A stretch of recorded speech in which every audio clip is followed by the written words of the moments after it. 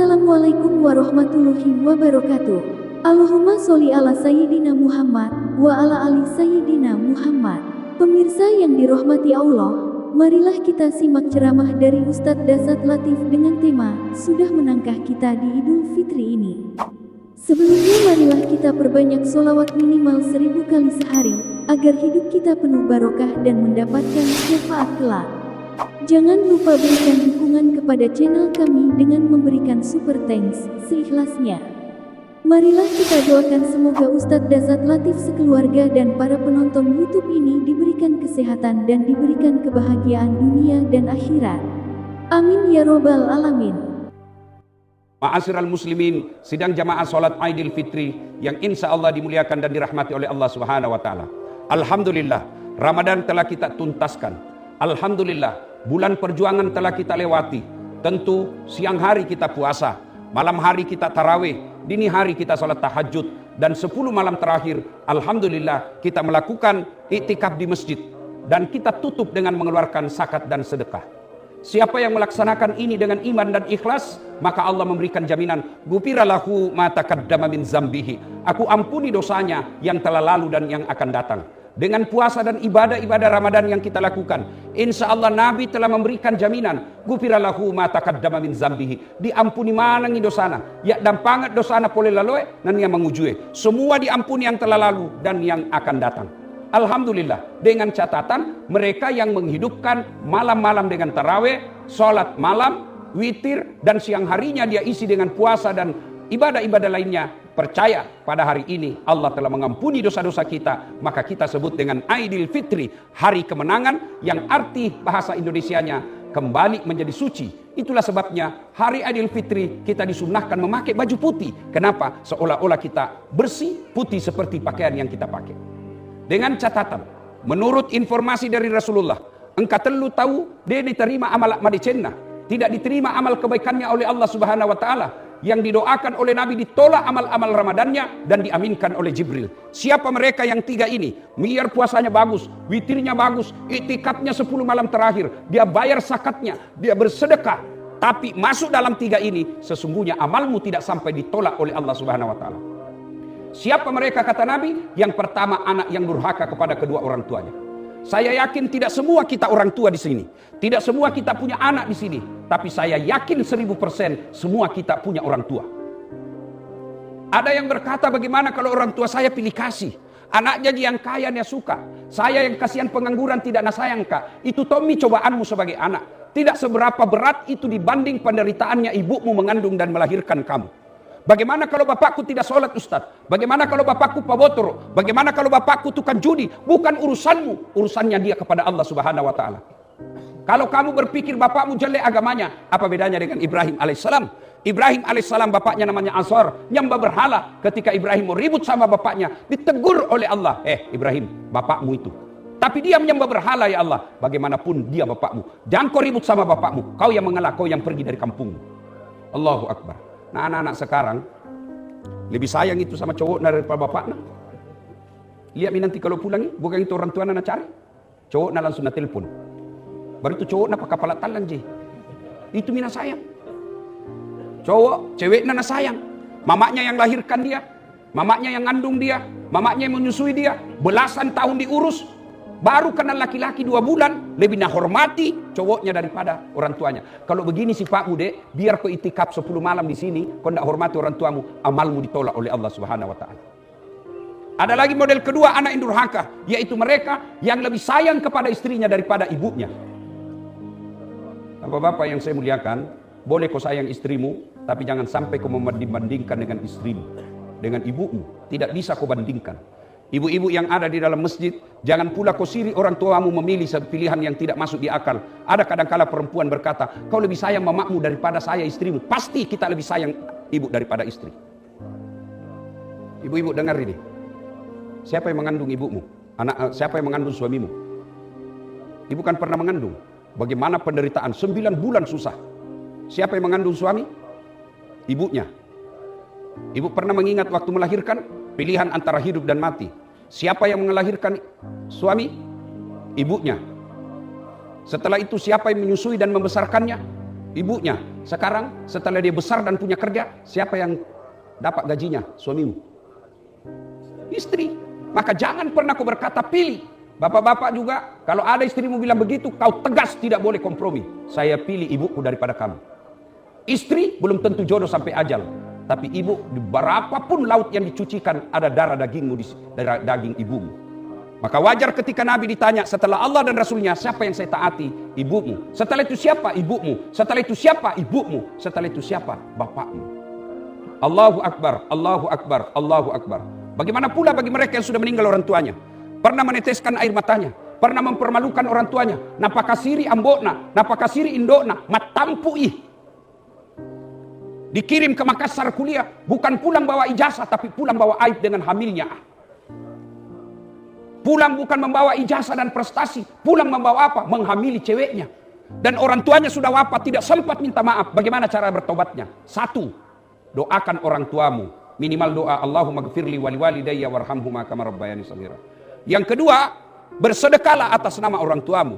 Ada rezekimu sekarang, niatkan kau pergi umrahkan orang tuamu. Ada rezekimu sekarang, kau niatkan bangunkan masjid orang tuamu. Ada rezekimu sekarang, kau niatkan untuk memperbaiki panti asuhan untuk orang tuamu. Itulah bentuk pengabdianmu kepada orang tua yang sudah meninggal. Yang ketiga, mengunjungi karib kerabatnya. Kamu tinggal di Sopeng, kamu tinggal di Bone, kamu tinggal di daerah, masih hidup saudaranya, datangi saudaranya itu bagian daripada berbuat baik kepada orang tua. Dan yang keempat yang paling penting, jadilah kamu anak yang soleh. Karena ketika kamu berbuat maksiat, ketika kamu berbuat dosa, ibu bapakmu yang ada di kubur dipanggil, hehehe. Kalau bahasanya kita di Makassar, cini konjo, lihat itu hasil didikanmu, lihat itu anakmu, lihat itu anakmu, kau tinggalkan tidak beres akidahnya, maka dia akan disiksa. Allahu Akbar, Allahu Akbar, Allahu Akbar. Suatu ketika Nabi lewat di pemakaman, kira-kira dari Karebosi, dia ke Perintis Kemerdekaan lewat Panaikan pemakaman. Ketika lewat pemakaman, Nabi bersabda, langkahkan kakimu dengan cepat. Maperi-periko, cepatkan langkahmu. Seluruh sahabat mempercepat langkahnya. Pulang dari Tamalendrea, balik lagi ke Karebosi, melewati lagi itu. Ibarat ini hanya contoh. Lalu Nabi santai saja jalan, melewati kuburan tidak bergegas. Sahabat bertanya, ya Rasul, tadi waktu pergi kita disuruh bercepat-cepat, sekarang tidak. Ada apa gerangan ya Rasul? Nabi menjelaskan, andai saja kau dengar itu tadi sama telingaku, kau dengar itu orang disiksa di kubur. Dia disiksa di kubur, ketika pulang tidak lagi. Kenapa? Saya dengar perintah dari Allah. Wahai malaikat penyiksa kubur, hentikan siksaanmu kepada itu hambaku. Tidak mungkin saya siksa orang tuanya, sementara anaknya belajar mengaji, membaca basmalah, bismillahirrahmanirrahim. Allahu Akbar. Baru anaknya membaca bismillahirrahmanirrahim, dengan nama Allah Maha Pengasih, Maha Penyayang, Allah telah menyelamatkan orang tuanya dari alam kubur. Tidak ada gunanya anakmu pandai bahasa Inggris kalau dia tidak tahu mengaji. Tidak ada gunanya anakmu doktor, profesor, anggota dewan, wali kota, tapi tidak pernah kau tahu lihat mengaji. Tidak ada gunanya. Bapak-bapak, biar anakmu tinggi, banyak uangnya, tidak pernah kau dapat dia pergi pengajian, tidak pernah didapat malam Jumat dia baca Yasin, tidak pernah kita dapat ikut taklim, tidak pernah kita dengar puasa Senin Kamis, alaman tidak ada gunanya itu anakmu ketika di alam kubur. Allahu Akbar, Allahu Akbar, Allahu Akbar, walillahil hamd. Golongan kedua, orang yang tertolak amal ibadah Ramadannya, kata Nabi, adalah istri yang durhaka kepada suaminya. Ada yang bertanya, bagaimana suami yang durhaka sama istrinya? Tidak ada dalam hadis. Lihat itu ibu, mungkin protes itu. Biar Nabi mau protes juga. Nah, kenapa tidak dijelaskan suami yang durhaka kepada istrinya? Karena ibu harus tahu, suamilah yang menanggung ibu dunia dan akhirat. Kalau ada istri yang tidak pakai jilbab, meskipun suaminya ulama, suaminya bertanggung jawab terhadap istrinya. Dia akan diseret masuk neraka bernama di istrinya. Itu makna dari ayat ku anfusakum wa ahlikum nar. Itu di akhirat. Di dunia, malu itu laki-laki kalau pulang kampung istrinya tidak pakai baju baru. Malu itu laki-laki kalau sudah ada anaknya tapi tidak punya rumah, masih ngontrak-ngontrak. Suami menanggung istri dunia akhirat. Berapa banyak kasihan suami, rela menaik Grab, rela menjadi tukang Grab, rela mengaji tukang ojek, kehujanan, kepanasan, ditipu sama penumpang, tidak pernah ditelepon istrinya tentang suka dukanya. Kenapa? Karena dia sayang istrinya, tidak mau kalau istrinya dia tahu penderitaannya. Dia akan berkata-kata, biar bisa sepot, biar bisa susah, biar bisa menderita, yang penting istriku tidak tahu penderitaanku. Tapi beda coba itu perempuan. Baru itu susah air, mati telepon, mana kau, mati saya ngair. Coba busuk ikan, kan itu cepat. Beda laki-laki. Maka itulah sebabnya perempuan meskipun ibadahnya bagus, tertolak amal ibadah Ramadannya. Bahkan Nabi katakan, andai saja boleh manusia sujud kepada sesamanya manusia, maka perempuan saya wajibkan sujud di depan suaminya. Bagaimana kalau suamiku tidak sholat? Bukan urusanmu. Kenapa? Seorang perempuan tidak menanggung dosanya laki-laki, sementara laki-laki menanggung dosanya perempuan. Allahu Akbar, Allahu Akbar. Ibu-ibu, kalau ada pernah menyakiti hati suami, pulang nanti jangko gengsi. Cium tangannya, minta maaf. Tapi ketika kau mau datang itu suamimu, nah tahan kau setan. Jangko, dia juga pernah salah. Jangko, dia juga pernah salah. Itu setan. Kalau ada bisikan dalam hatimu, jangko, ucapkan na'udzubillahi min zalik. A'udzubillahi minasyaitonir rajim. Ucapkan itu. Aku berlindung kepada Allah dari godaan setan. Allahu Akbar, Allahu Akbar, Allahu Akbar. Ada 5 kewajiban seorang istri yang dia harus minta maaf, harus minta izin kepada suaminya. Ini bukan menurut Das'at, menurut Nabi. 5 perempuan harus izin kepada suaminya. Dan kalau dia langgar, dia berdosa. 1, wajib minta izin ketika mau keluar rumah. Bikin maki bu, minta izin jaki kalau mau keluar. Biasanya ditelepon pagi baru kita bilang, oh saya lagi di mall. Kenapa laki-laki tidak minta izin kepada istri? Karena laki-laki memang tugasnya lebih banyak di luar. Kata Nabi, perempuan yang keluar rumah tanpa izin istrinya, suaminya, maka sejak dia pergi sampai pulang, laknat Allah menyertainya. Tuh masih mau protes itu. Yang kedua, perempuan wajib minta izin kepada suaminya ketika hendak berpuasa sunnah. Ibu anak santri, pengantin baru, mau puasa Senin Kamis, dia puasa hari Senin, suaminya cuti dari kantor hari Senin.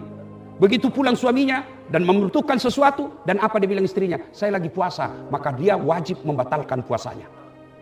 Itu puasa itu. Yang ketiga, seorang istri wajib meminta izin kepada suaminya memasukkan orang lain ke rumahnya. Meskipun sepupu tidak boleh dia masuk tanpa izin suaminya. Datang keluarga dari Pindrang. Daeng, ada ini sepupumu dari Pindrang. Bagaimana? Dikasih masuk atau tidak? Kalau Nabi bilang suamimu, suruh tunggu di teras, jangan kau kasih masuk, haram hukumnya dikasih masuk. Yang keempat, seorang istri wajib meminta izin membelanjakan harta suaminya. Ini bukan minta izin, nah curi. Nambi di dompetnya. Kau juga suami, jangan kau seke. Allahu Akbar, Allahu Akbar, Allahu Akbar, walillahil hamd. Yang ketiga, golongan orang yang tertolak amal ibadah Ramadannya adalah mereka yang tidak mau memaafkan sesamanya muslim. Suatu kali Nabi lagi duduk di masjid, menunggu waktu buka. Tiba-tiba Nabi bersabda, sebentar lagi akan muncul penghuni surga. Seluruh sahabat melihat, siapa ini? Membayangkan Umar, membayangkan Abu Bakar, membayangkan Utsman. Dia bayangkan sahabat-sahabat pilihan Nabi. Ternyata muncul orang tidak terkenal dan tidak populer di Madinah. Dia lusuh wajahnya, sandalnya pun dia pegang. Masuk ke dalam masjid, bajunya pun tidak populer. Penasaran, dilihat-lihati. Hari kedua Nabi pun bersabda, sebentar lagi akan muncul penghuni surga. Dia lihat, dia aja yang kemarin. Sampai hari ketiga, kemudian Abdullah ikuti orang itu. Setelah dia dapat, dia bermalam. Minta izin, saudara bisa tidak saya bermalam di rumahmu? Boleh bermalam, boleh Ji. Bermalamlah Abdullah bin Umar.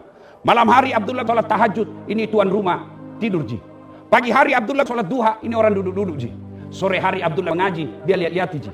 Hari kedua begitu sampai hari ketiga. Abdullah lalu berkesimpulan, lebih banyak amalku ini dari ini orang.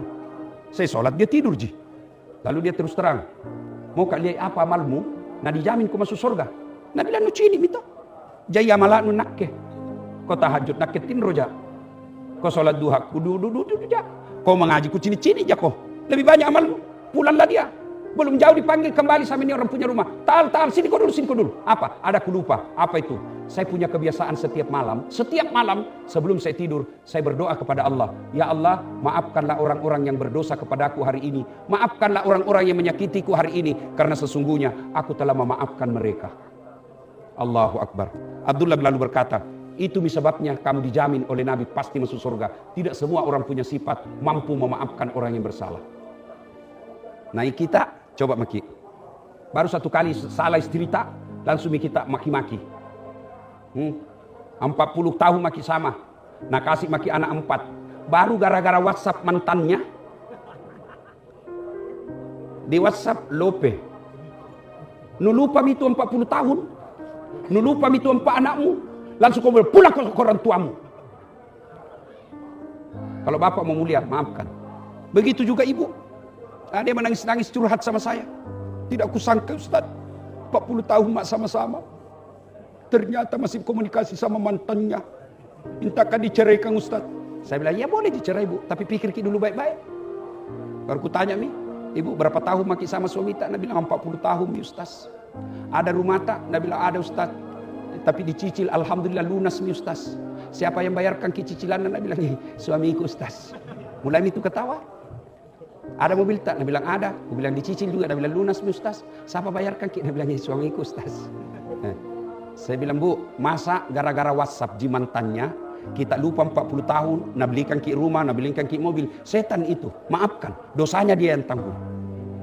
Maka orang-orang yang bertetangga, pulang ki nanti ini, jangan ki pikir saya kakak, saya kaya, saya senior, saya bangsawan, saya pejabat, gengsi saya minta maaf. Salah, itu bisikan setan. Datang minta maaf. Dia tidak maafkan saya Ustaz, minta maaf 2 kali. Dia tidak maafkan, minta maaf 3 kali. Kewajiban kita hanya 3 kali minta maaf. Sudah 3 kali minta maaf, bukan urusan tak. Ada gara pilkada, Pilwali Makassar, sudah jadi wali kota nih. Pilpres, Prabowo, baku cambuk sama Anies, sama Ganjar. Coba, sampai sekarang kamu baku musuh. Padahal Prabowo menjadi presiden nih. Wakilnya Anies menjadi menteri nih. Kau apa nu dapat? Apa nu dapat? Ari, sambungkan silaturahmi. Wa'tasimu bihablillahi jami'a wa la tafarraqu. Berpegang teguhlah engkau kepada tali persaudaraan agama Allah dan janganlah engkau bercerai-berai. Allahu akbar, Allahu akbar, Allahu akbar, walillahil hamd. 3 inilah orang-orang yang tertolak ibadah Ramadannya. Anak yang durhaka kepada orang tuanya, istri yang durhaka kepada suaminya, dan orang yang memutuskan silaturahmi. Tialalo ki kana kucini tompi na kucini ki. Kucini tompi na kucini ki, nucini tomin tu. Eja pina doang, tenan eja bos mutung ko. Allahu akbar, Allahu akbar, Allahu akbar, walillahil hamd. Nah sekarang kita sudah masuk anak yang baik, tidak durhaka kepada suami, kepada istri baik, kepada tetangga juga baik. Waspada. Amalmu ada, tapi maka si Nabi tak pelihara amalmu, karena ada sifat yang bisa menghancurkan puasamu, yang bisa menghancurkan sedekahmu, yang bisa menghancurkan solat-solat malammu. Sittatu asya'in tukhbitul amal, kata Nabi. Ada 6 sifat yang akan menghancurkan amal-amalmu. Di antaranya kata Nabi, yang akan merusak, ibaratnya kertas kayu kering kena api, habis semuanya dibakar. Apa yang menghancurkan amal-amal? Kata Nabi, yang pertama, al-istighalu bi uyubil khalqi. Suka sekali mencari-cari jeleknya orang dan lupa jeleknya dirinya sendiri. Ini biasa penyakitnya perempuan. Pak gosip. Pengajian Idul Fitri itu begini, aku lihat-lihat aja. Mulai kudunya orang, nah cala itu tidak serasi itu kuduna sama rukna. Nah beliau yo kayak umbul-umbul. Itu satu. Jangan ada begitu. Orang yang begitu biar kau puasa baik, tapi pacalla-calla kau habis amalmu. Nah bilang cocok Ustaz, justru cocoknya namanya ghibah, kalau salah namanya fitnah. Yang kedua yang bisa merusak amal-amal kita kata Nabi, kaswatul qalbi, keras hati tidak mempan nasihat. Apa yang disebut keras hati tidak mempan nasihat? Dengar ini, pulang nanti ceramah, kalau Nabi bilang itu tadi ceramah saya nak kena. 7 nak bahas Ustaz, nak kengaseng jo. Tapi alhamdulillah, mulai hari ini baik mak. Baik itu hatimu. Tapi sebaliknya, selesai kau ceramah, dengar ceramah, malah kau tinggalkan, baru kau bilang, nak kemami terus nasindirin juga. Nak kepoin na cili. Jangan kau lagi dengar ceramah, jangan kau lagi pergi itu. Itulah yang disindir Allah dalam Al-Quran. Wa thawaun alaihim a'anzartahum am lam tunzirhum la yu'minun. Kau sampaikan ayat Allah, kau ceramai atau tidak, sama saja mereka tidak akan beriman. Hati ini kalau keras tidak ada gunanya, bahkan bisa jadi lebih hina dari binatang. Coba lihat itu hati. Kata Nabi, dalam dirimu terdapat segumpal darah. Kalau darah itu baik, baik seluruh tubuhmu. Kalau darah itu rusak, rusak semua anggota tubuhmu. Dialah kalbu. Lihat maki, bawa ki mobil dari Makassar ke Bone, lewat Cambah. Yang berpikir sepanjang jalan otak, yang melihat sepanjang jalan mata, pegang setir tangan, gas rem kaki, berpikir otak. Tapi begitu ada tikungan apa tertulis? Hati-hati. Tidak ada tertulis otak-otak. Ya. Ini hati penting. Kalau pulang kau dengar ceramah, nukana ji, nak itu jeng. Kalau durhaka kau sama orang tuamu, selesai kau dengar ini, tidak gengsi kau datang kau minta maaf, berarti baik hatimu. Bapak-bapak, ibu-ibu sudah dengar ini, selama ini suka kasar sama suami, patwa-twai sama suami, begitu kau pulang lebaran, kau minta maaf sama suamimu, bagus hatimu. Tapi kalau kau bilang, dede aja, ia lagi pakai kepala talang, keras hati itu. Yang ketiga, yang akan menghancurkan amal kebaikan kita, kata Nabi, qillatul haya tomakuras siri'e. Kurang rasa malu. Nah sekarang Pak, rasa malu kurangnya itu, coba lihat orang Pak, sudah nyata-nyata pernah di penjara masih mau macale. Desi segaga sirina. Hah? Kalau dulu orang hamil diusir dari kampung, saleh kampungnya, lebih baik kau hilang anakku daripada kau kasih malu Kak. Makanya itu orang Makassar ada namanya Abaji. Pergi kau di kampung, kutikam kau kalau sama anak sama pacarmu kalau kau tinggal. Dulu itu Pak, dulu. Sekarang deh, hamil 4 bulan pesta besar. Cepat melahirkan, kenapa cepat sekali jadi cucutan? Nabi bilang lagi tren Ustaz. Mana lagi yang namanya kuras siri? Lihat itu ibu-ibu. Usianya sudah ada cucunya tapi penampilannya seperti ABG. Bapak-bapak sudah tua masih gayanya seperti anak milenial. Ya, itu kode gagah sirimu, kau lebih hina dari binatang. Itu paha ayam Bu, susah sekali dilihat. Apalagi ayam kampung. Pulang kampung dulu. Sampai di kampung lihat mi pahana, belum pi. Kau kejar dulu itu ayam. Sudah kau kejar, kau lihat mi pahanya? Belum. Dipotong dulu. Sudah dipotong, kau lihat mi pahanya? Belum. Direbus dulu air panas. Sudah direbus, kau lihat mi pahanya? Belum. Dicabut dulu, baru bisa kau lihat pahanya. Pulang kampung kau dulu, kau beli 70.000, kau kejar 30 menit, kau potong bismillah, kau rebus 15 menit, kau cabut, baru lihat pahanya. Pergi mako di mall. 10 menit kau saja berdiri, 15 pasang paha lewat gratis, tenan bayar. Lu lihat itu penjual ayam, ayam goreng. Lihat nih, bisa kau pegang. Ayam goreng, misalnya Kentucky, bisa kau pegang. Dibayar dulu baru bisa kau pegang.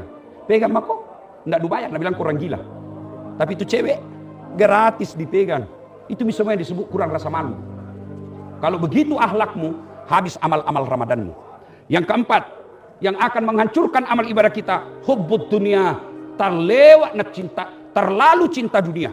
Cinta dunia boleh, tapi yang dimaksud terlalu cinta dunia, bakhil, seke, pelit. Sudah sewajarnya dia bersedekah tidak mau, terlalu cinta dunia. Mana lagi disebut terlalu cinta dunia? Takut dibilang tua. Begitu kelihatan ubannya stres. Kenapa? Nah, memang harus tua. Begitu mulai kelihatan keriput mukanya, stres. Kelihatan gak tua. Memang sudah 60 umurmu. Justru jelek dilihat kalau umurmu 60, mukamu seperti TK. Itu Allah sudah atur.